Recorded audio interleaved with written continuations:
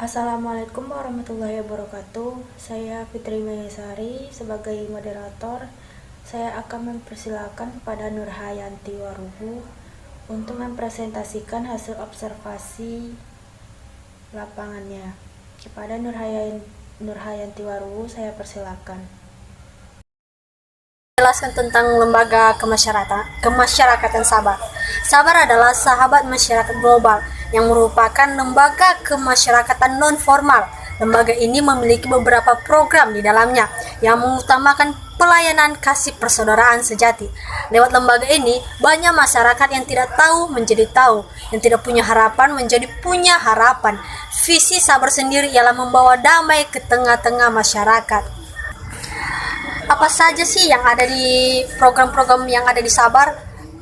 Yang pertama ada bimbel, yang kedua JSLC atau Junior Servant Leaders Camp, yang ketiga ada microcredit, dan keempat ada namanya life skill. Baik, di samping bisa kita lihat gambar foto murid-murid atau peserta didik beserta guru-guru yang mengajar.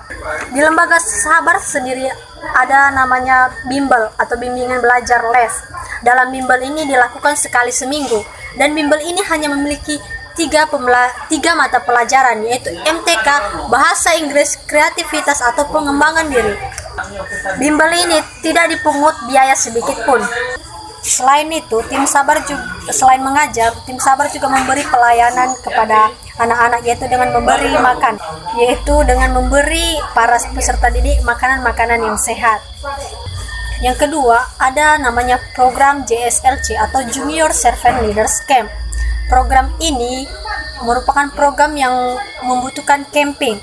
Di sini kita diajarkan untuk mengembangkan skill, karakter. Di sini kita diajari bagaimana menjadi pemimpin yang melayani, pemimpin yang sejati. Program ini dilakukan 3 bulan sekali. Untuk mengikuti program ini, kita tidak sembarangan, melainkan para guru ataupun tenaga pendidik mencari orang-orang yang pantas dan memerlukan dan perlu dibantu, sehingga ketika mereka mendapatkan pembelajaran ini, hidup mereka bisa berubah dan mengerti apa itu pendidikan sebenarnya, sehingga mereka bisa terbantu serta mengetahui harapan mereka.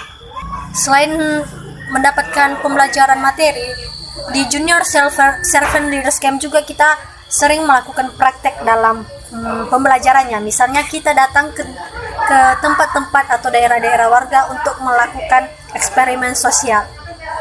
Di sini ada gambar foto JSLC yang dilaksanakan di Kulim. Kegiatan ini dilaksanakan pada bulan November kemarin. Dan foto yang kedua, di situ ada juga pertemuan Junior Servant Leaders Camp, di mana pertemuan ini diadakan di Sumatera Barat, di Taram.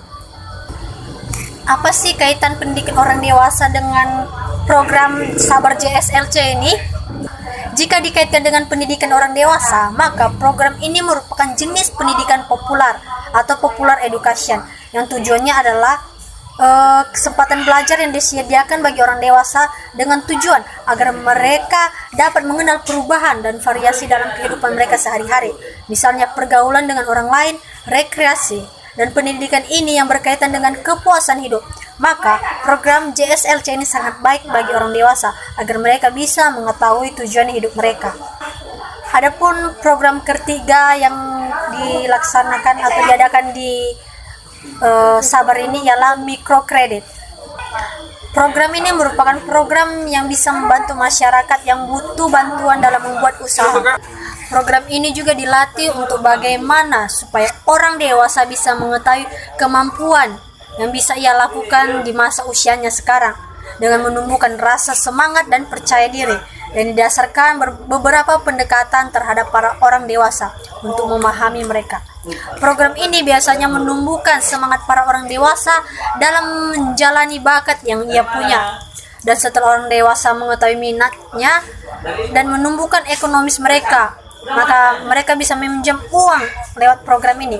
Microcredit bukan semata-mata untuk memperkaya kepentingan pribadi, melainkan tujuan utamanya ialah agar masyarakat yang tidak punya skill menjadi mengetahui skillnya lewat pembelajaran yang ia dapatkan.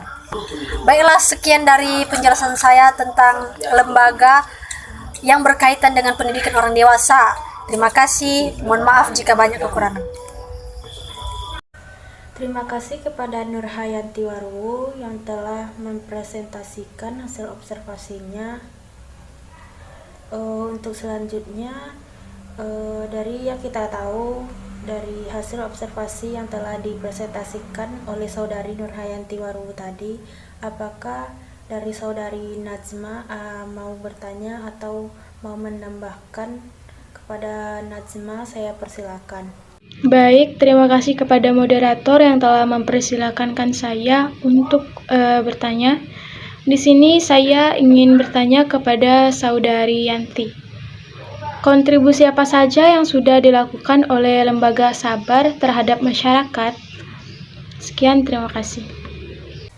Baik, itu pertanyaan dari saudari Najma. Bagaimana kepada saudari Nurhayanti Waruwu, apakah bisa menjawab pertanyaan yang diajukan oleh Najma? Kepada Nurhayanti Waruwu, saya persilakan.